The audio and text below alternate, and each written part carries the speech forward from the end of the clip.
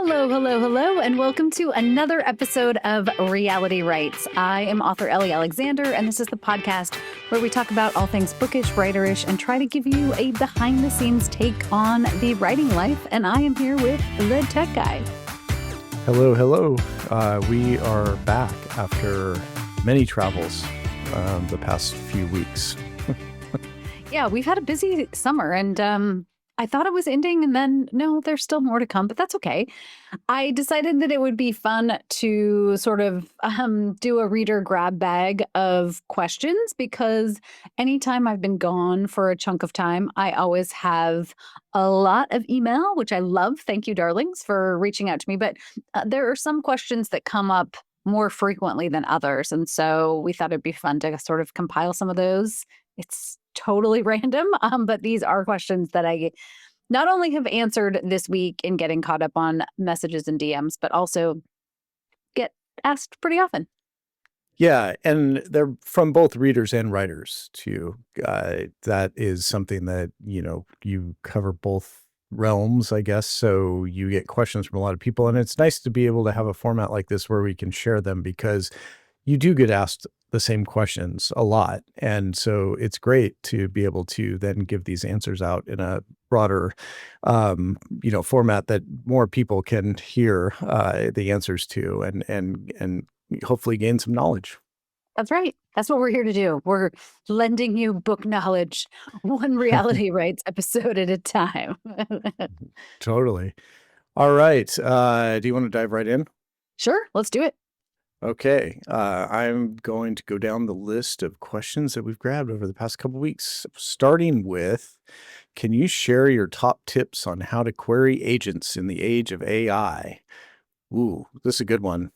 This is such a good one. And this has come up a lot because, well, I think, I get asked often about the querying process and how to go about finding an agent. And in our Mystery Series Master class that we've put together, that there's a whole segment on finding an agent and going through the query process and writing a book proposal, all those things. But things have shifted a lot in the last few years as we have entered the age of AI in book publishing. And let me tell you, darlings, if you are out there, it's a slog right now because we've talked a lot on this podcast about how inundated authors are getting with these ridiculous bots sending these glowing messages about Ellie, we would love to have you featured in our book club. Or, it can be the other thing too, like, oh, I've discovered your writing and I'd love to offer you a publishing contract. None of this is real.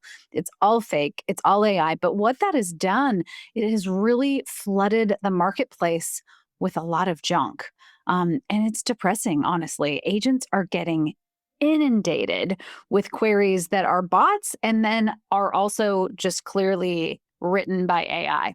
So one of my really early recommendations, and we'll do a deeper dive into this, but I think you should follow active agents. And someone who I think is doing a really great job, especially online and in social media, is agent Carly Waters. She's all over on Instagram and she shares really great, valuable information. And she just did a really lengthy post about this specifically and what it's like to be on the agent side and be on the receiving end of getting just nonstop AI slop. Yeah, and I would go a step further and say that writers out there, prospective writers, and even agents, if there are any agents listening to Reality Writes, educate yourselves on AI. Like, understand what it is and learn to recognize the telltale signs. In fact, if you'd like to hear an episode of Reality Writes on that very subject, click that send us a message link in the show notes and let me know, because I can spot an AI generated message in an instant.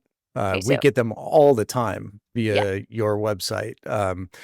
What stands out? What drew me in? What, it's all this. It's just like there are all these key catchphrases that AI uses. And these LLMs cannot help themselves. They include those phrases in every single query that they send to you. And so we're setting up filters to catch that stuff. And it would be good. I think it would be a great idea for writers and agents to educate themselves on that and learn how to spot that and filter it out. It'll just save you a lot of grief, a lot of time, a lot of frustration down the road. And on the agent side of the business, like it's impossible then to keep up because if you are having to, weed through all of these submissions that aren't legit or that are writers, and I'm going to use this loosely, and this is going to be hard potentially for some of you darlings, but and actually I think we have a question about this that we could either just dovetail on now or we'll loop back to at the end of this episode about AI and writing. And Carly is a perfect example. She's like, I don't know why you want to work with me if you're using a large language model to generate your story. I'm not the agent for you. So going back to though the original question, so, first of all, yes, be proactive, follow these agents, pay attention to what they're asking for. You want to put in the work, you want to do the research into making sure you're finding an agent that's a good match for your project. You don't want to just slam 1,000 agents that, might not be even interested or someone who represents mysteries. I think that's one of the number one fails that a lot of new writers have when they're entering this space is not doing their due diligence because there are lots and lots of agents, many of them only represent niche markets or do nonfiction. So you're just wasting your time and theirs. So that's number one. Number two would be make sure that your query stands out. You want your voice to shine. You want to be your authentic self on the page. And that in the age of AI right now is what is going to make your query stand out because it's not going to be exactly what you're talking about. This just like cloying, ridiculous language that you're like, delete. I know immediately Right. that's a bot. Yeah, and stand out, but also operate within the parameters of the agent specifications for a Yes. query. Yeah. So if you're going after a specific agent, make sure that you go to their website, you go to their social media accounts, and you understand how they would like to receive a query and follow those instructions. Because if you don't, you have failed step one. You had one job, and that was You to have one follow the job. instructions, Yes. and you didn't do it. So definitely follow the instructions, learn about the agent, and then follow everything else that Ellie just said. It is no surprise that you wanted to go out of order on these questions, but in this case, I think you were correct in wanting to hit this next question because we're on the topic already. So, unless you have anything else on querying agents, we can move on to number two. The last just little tip I would say on querying agents is there are also all kinds of opportunities to meet agents in real life. If you attend writers' conferences, workshops, conventions, some agents are hosting query sessions online where you get to have like a 5-minute pitch with a bunch of other aspiring writers on a Zoom call. So there are other ways that you can connect with agents. Again, to dovetail on your point, you want to make sure that you're following the parameters. So, if you're at a conference, and we've talked about this a lot with Ashland Mystery Fest, you're not going to follow an agent into the bathroom and try to pitch them or bring them your manuscript when they're working with other authors. But agents often will share where they're going to be and how you can appropriately query them in person. Sounds great. You want to jump to the next question about AI and writing? Sure. Yeah. So this person wrote in and I think we've talked about this before, but it is a subject that is going to have a never ending dialogue Yeah. until something gives. And that's, what are your thoughts on AI and writing? So I'm presuming that this person is trying to ask maybe for your blessing to use AI for writing. Maybe not. Maybe they're asking because they're not using AI and they see other people doing it, and so they wanna know your thoughts on it. Yeah, I mean, it's hard to know out of context, right? But I have really strong feelings about this. And I am of the camp and always will be that when it comes to writing and creating, I am fully humanizing that part of the creative process. There is no part of me that uses AI for any of my writing. Circling back to what I just said about voice, the way that we develop our writing voice is by writing and practicing and telling a story and having it bomb and then going back and going, all right, what did I learn from that? How do I fix it? How do I make my writing stronger?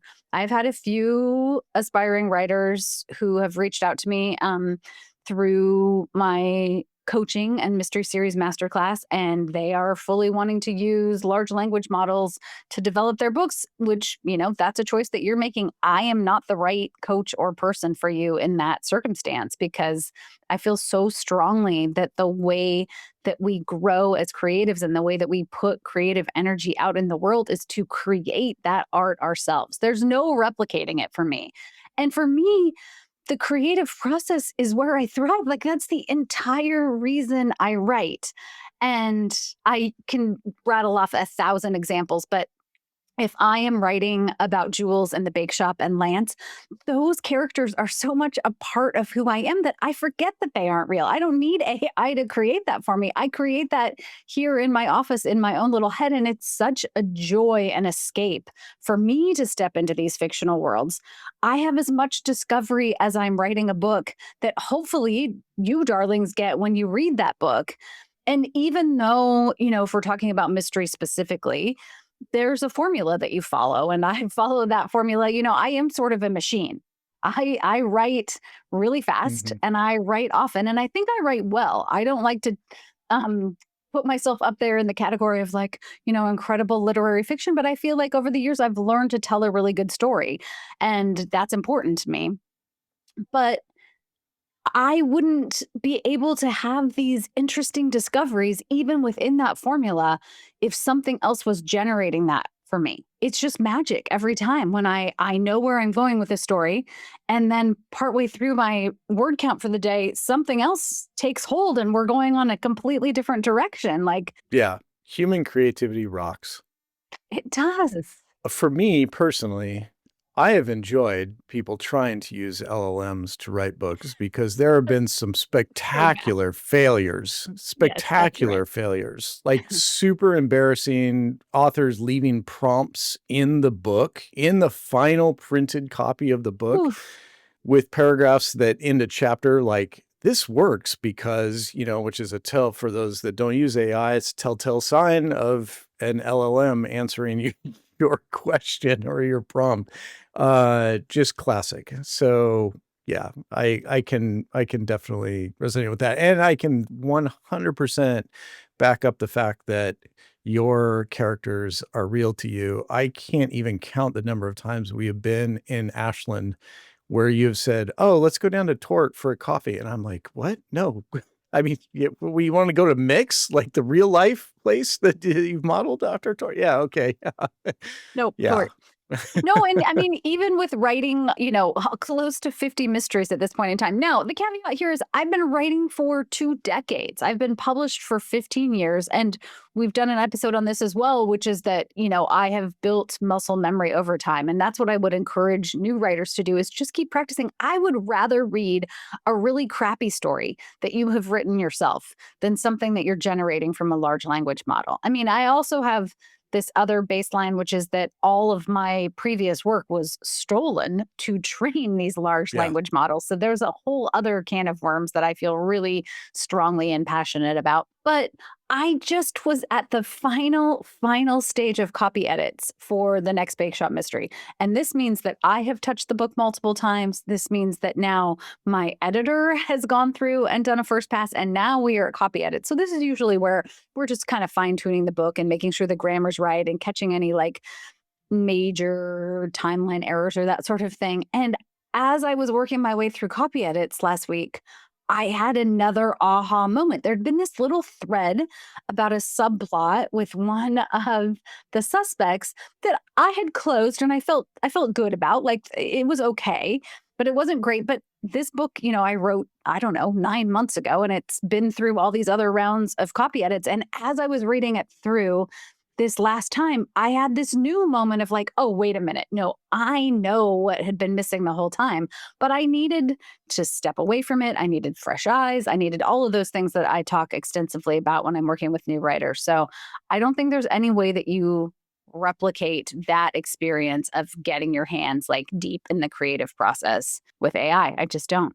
You're probably right. I mean, the other thing I guess that I've always wondered is you still have to learn if you are going to use AI, you need to learn how to use it, right? There's a right way, there's Right. a wrong way, and there are beginners and there are experts.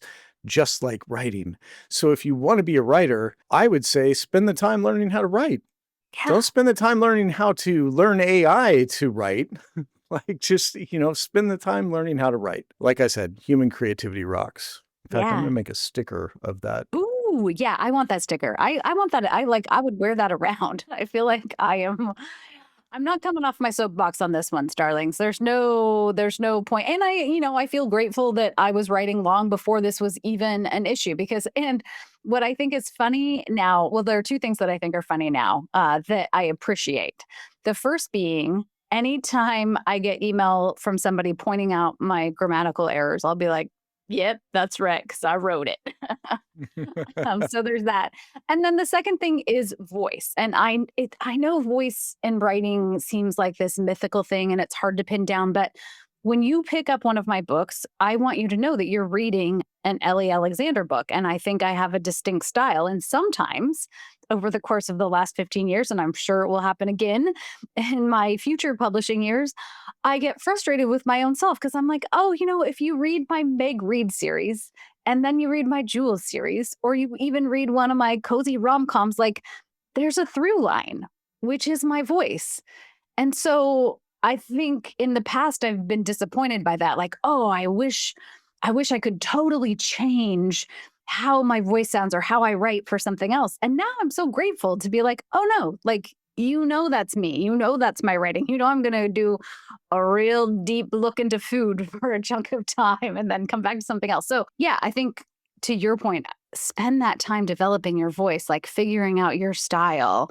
And that is going to pay off long term because if you're just using a large language model, your writing is going to sound like everyone else's, even if then subjectively you think it's better, which is what I hear a lot from new writers. It's like, oh, but my writing sounds better when I put it in to this large language model. No, but then it doesn't sound like you. It sounds like everything else. This does need to be a whole episode, right? Yeah, it does need to be a whole episode for sure. For sure. Okay, Okay. I'll stop. Yeah, so we did a couple of writer related Okay. questions. It's time to give the readers some love. So Yes. we're gonna jump into a couple of reader or questions from readers at this Okay. point. We're going to start with this person wrote in and said, "Why are some of your books not in audio or available on Kobo?" For the darlings out there who don't know, Kobo is a e-reader competitor to Kindle. So the Kobo is the format that or the device that all the independent bookstores can offer ebooks on. And so this person is asking, why are some of your books not in audio or available on Kobo? Right. And that is all a publishing question or the publishing side of the business, I should say. The way that series sales work. This is to talk about audio first. There are a handful of my books that are not available right now on audio, namely the Meg Read series and a few of the Sloane Krause series, the Sloanes that we have published. And the reason for this is contractual. So the publishing house still owns the rights to the audio for those series. And until I get those rights back, I cannot produce the audio because that's how publishing contracts work. They sell the audio, any other foreign translation rights, and any sort of screen rights separately. And so you, as the author, don't really have any control over that. So I want them to be too. It's not just you, readers, it's me too. So that's that piece of the question. And then that's also true in terms of formatting. So it's based on my publishing house. So my publishing house for the Secret Bookcase and Novel Detective series, they're in the UK. They have different relationships. They put those books on KU first. And so if something's on KU exclusively, it can't be in other formats, basically. And so at some point in time, they will then take it off KU and it will go into Kobo and Nook and be available on other devices. I don't know how you say that. Yeah, no, that's exactly right. And this is one of those things that is the difference between being traditionally published and being Mhm. indie published, except for the last one that you said, because the Kindle Unlimited piece is kind of that's a blocker for anyone that puts Yeah. their books on Kindle Unlimited. That is a stipulation from Amazon that if you are on Kindle Unlimited, you cannot offer the ebook version of your books on other formats. So it's a competitive thing, and it's just one of the many, many things that authors deal with in the world of publishing. Right. And that really you as the author, unless you're indie publishing, don't have control over. And to your point, if you then want to go to KU, which there's some great pros, there's exposure, you get new readers.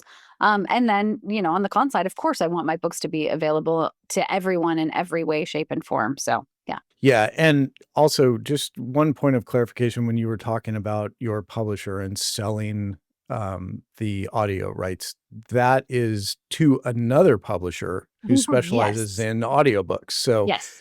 that is one of the things that can sometimes delay the audiobook version of a book, is that it's not the publisher that's putting out the ebook and print versions of the book Hmm. that is producing the audiobook. That does happen sometimes, but for the most part, it's a different publisher altogether. And so there are business dealings that have to happen on the back end, and rights transfers and all of that stuff that needs to happen for an audiobook format to be released. And it takes time sometimes. It takes time. And sometimes those rights don't get sold until after a book is published and an audio book publisher takes notice and is like, oh, hey, we think we can, tag on here. So, yeah, Yeah. it's complicated. All right. Yeah, it is. I mean, it really is. The business of publishing seems very simple until you actually get involved in it, and then you realize it's not at all. Not so much. Let's stick with a similar theme, I guess, which is another person wrote in and asked, why isn't Trouble Is Brewing available in print anywhere? So first, why don't you let the darlings know what is the Yeah. book Trouble Is Brewing, and then talk about why it's not available in print. Well, and what's so interesting about this, when we got back from this last vacation, I had 17 different messages about Trouble is Brewing. So I'm like, did it get posted somewhere? Like, why all of a sudden, like, it will be so weird. Like, no one will ask me about that for a year. And then, boom, all of a sudden it's in the zeitgeist, or the universe is Yeah, like, hey, Trouble's Brewing. and it's been So, out for a while. Yeah, it's it's been been out for a for, while. yeah, a long time. It Yeah. is just a little short that I wrote, really to introduce the Sloane Krause mysteries. My editor at the time was like, hey, wouldn't it be fun? Because she was doing both the Bake Shop and Sloane Krause. Wouldn't it be fun if we had like a little meetup with Jules and Sloane as a way to introduce Sloane as a new character? So this is a very, very short ebook. I don't remember how many pages it is. It's only ebook. It probably was 30 pages, maybe 50 at most. So it's never been in print. It never will be in print because it's tiny. There's not even a body, darlings. They solve a missing keg. Like, it is so Scooby Doo. Like, I loved it. It was really fun to write. But Sloane comes to Ashland to do a beer fest, and she and Jules meet up and, of course, have an instant friendship. And then they have to solve what happened to this missing keg. So, it's really fun to write, but that's the only purpose for that book, was just to be a launcher, a little promo teaser for the Sloane Krause mysteries. So for all 17 of you, I think I have responded to everyone, but in case you're out there wondering, that's why you're not missing it. And it's so sweet. Like, I love it because readers will try to sleuth it out. They'll be like, Ellie, I've read all of these, and where is it? And how does it fall? Like, that totally makes my heart happy. It's very sweet, but you're not going to find it in print is the short answer.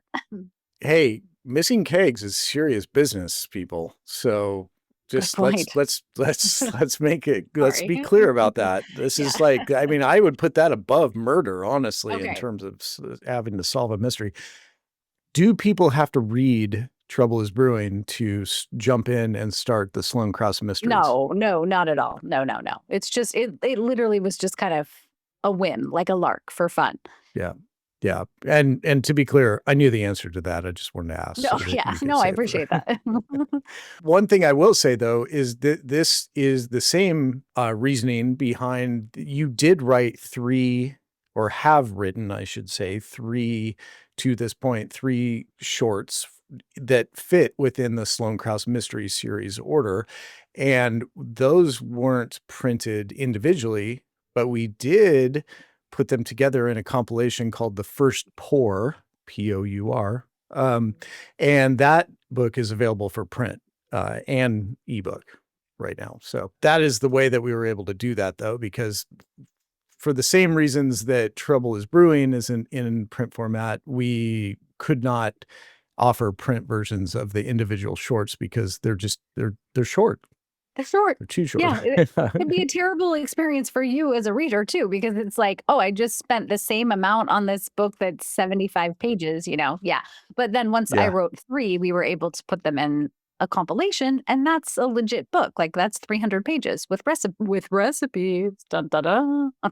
Oh, interesting. Nice segue, because the next question has to do with recipes. And you get this all the time. And another person wrote in while we were gone, and I figured this was a great one to add to the list because there are some important reasons for this. But how do I find the recipes from your books online? Oh, yeah. Well, you don't. Right. That's the short answer. Not from all the book. There's not one segment of like, here are all the recipes. We over the years have published a lot of recipes. We used Oh to do boy. Torte test kitchens. Actually, all summer long, I have been baking a recipe from every book in the Bake Shop Mystery series leading up to the Pumpkin Vice Cafe at the end of September. So that's been fun. And all of the recipes that I'm baking for that project are new recipes that I've never shared before too. So that's fun. So if you happened to have, like missed out on that, you can go back and catch up on my social media and YouTube channel. But I mean, we would need an entire website just for that because it's so many recipes over the years. And B, then it's copyrighted material because these are all in the books. So there's that issue too. Well, and they're a bonus of owning the book Yes. too, Right. or checking the book out from the library or whatever. Hmm. They're meant to be a reader bonus. But the one thing I will say, I haven't even told you this, but this is a reality rights exclusive right here. Breaking news. Okay. But I have a day job right now that one day will be Mm. just working in the Ellie Alexander writing empire. When I am able to find the time, I do have on my ever growing to-do list Okay. a plan to create a recipe section of the website that's just dedicated to all of the recipes that you have baked, cooked, and shared over the years. This will not solve the issue that this particular person was asking. This isn't going to include all the recipes from your books, but it is going to be a compilation of everything that you have shared. And you have shared some of them, Yeah. but for the most part, these are going to be, and at this point, we're talking hundreds of recipes that you have shared over the years, countless cookies and pies and holiday bakes and you name it. Anyway, I have a grand plan to create an Ellie Alexander recipe compilation online. I love it. Now I know that is going to generate the obvious follow-up question is, will there be a cookbook Right. that's released with this? And we've talked about this several times. Maybe like someday it is something that you and I both want to do, but it has to be done right, and that's going to take time and money, and neither of which we necessarily have at this point. So That's right. Well, and just the last thing to add about the recipes that I have shared over the years, a lot of them are recipes that don't make the final cut in the book, which is yeah, kind of fun because I always have more recipes to share because Jules is baking even Sloan in that series, and like I right. talked about, for better or for worse, that is my voice at this point in time. Food and my writing are woven together tightly. So I will go through a manuscript and decide, okay, what are the final 6 or 7 that are going to be in the back of the book? But then I usually have 2, 3, 4. So over the years, I've shared a lot of those, which is just also fun bonus content because maybe you read about Jules baking that, but you never actually saw that recipe. That's awesome. All right, we're going to switch gears here because we got a couple of questions from readers about you and your reading and writing habits. Oh, okay. So we're going to start off with, are you a fan of Agatha Christie and Arthur Conan Doyle? You seem to know a lot about them in your novel detective series. Spoiler alert. Yes, I am. I'm a huge fan. I read all of Agatha Christie's books. Well, I read every single Agatha Christie book that my library had in stock the summer I was 12 or 13, I don't remember.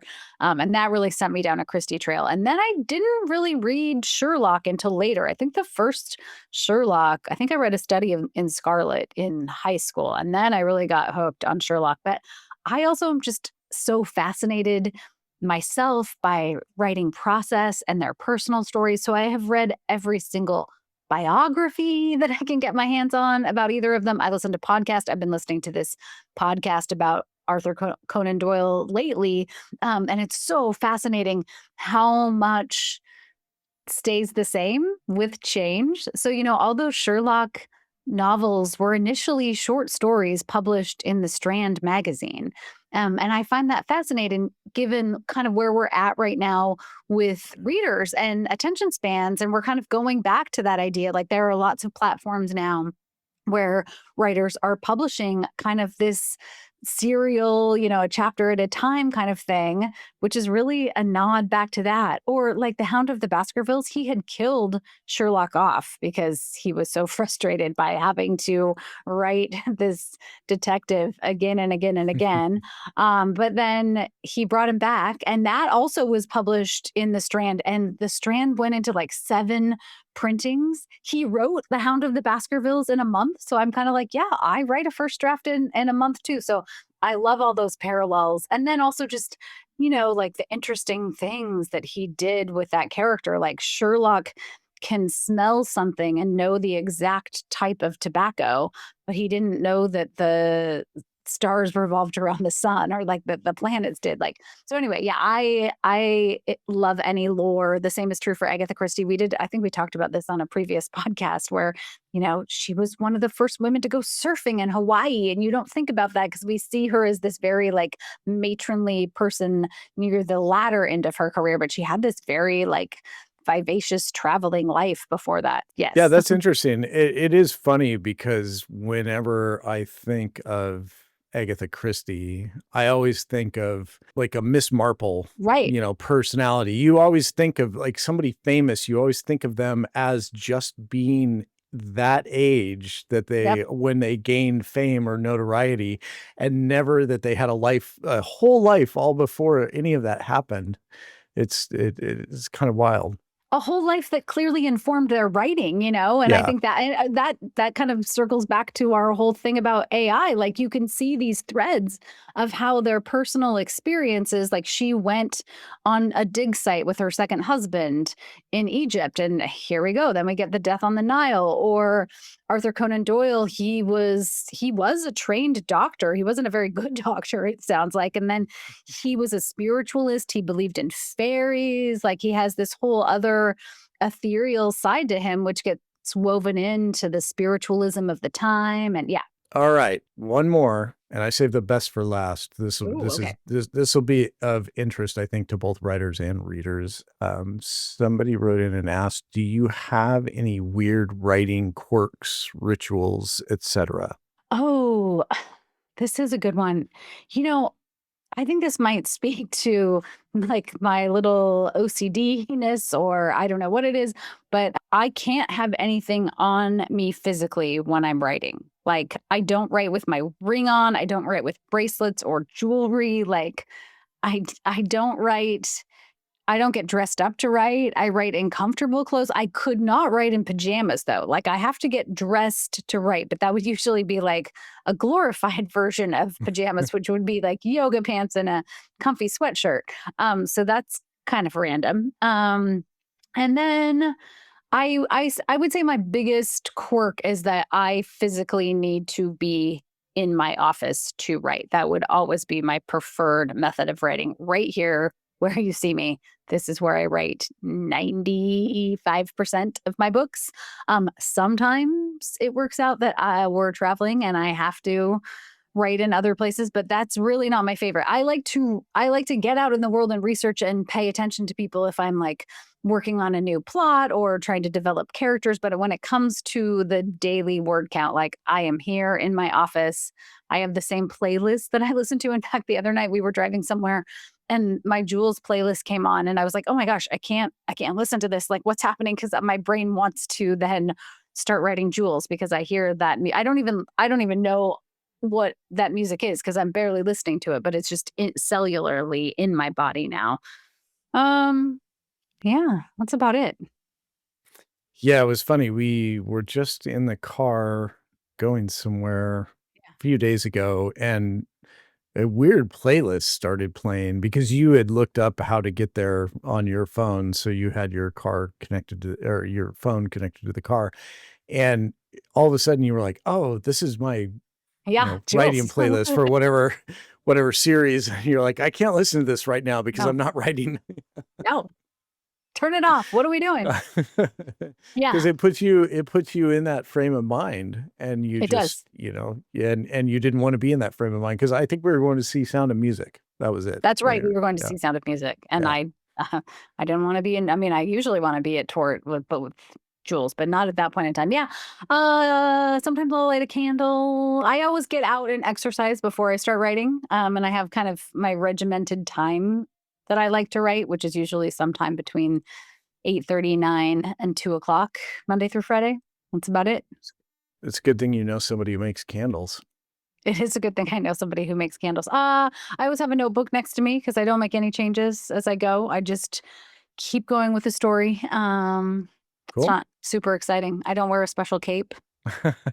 I could. No, I could that try. that was that was a solid list of writing quirks and rituals. So I think people will be happy about that. All right. Well, that brings us to the end of the list of the latest batch of questions that we received. If you, darlings, have a question that you want to know the answer to, please let us know in the comments, or drop us a line by clicking that send us a message link in the show notes, and we would be happy to answer your questions.